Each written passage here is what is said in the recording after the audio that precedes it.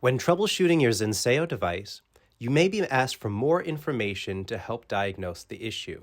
The following guide will show you how to capture useful debug information from your device and send it to your Zenseio technical support technician. Let's begin. Take a micro USB cable, making sure it's capable of transferring both power and data, and connect it to your device and your PC. At this point, make sure your device is powered off. Open ZenTerm from the provided link or URL in a compatible web browser. These include Edge and Chrome, and ZenTerm is available on both Mac and PC. If there are any logs displayed from previous ZenTerm sessions, you can clear them with the Clear Log button. It's recommended to do this before sending in any new information. After clearing any prior logs, click Connect.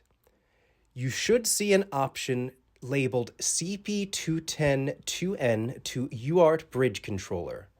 If you see it highlighted, click Connect again.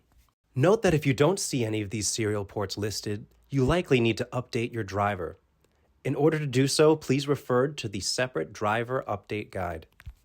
You are now free to power on your device.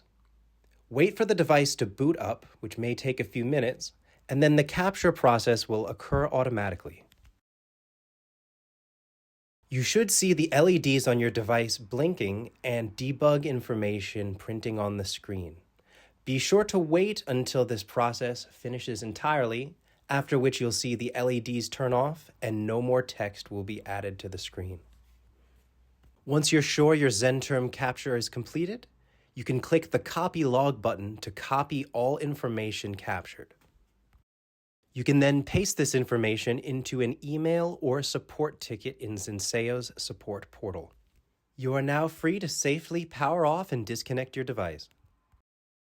To learn more, visit Zenseio.com.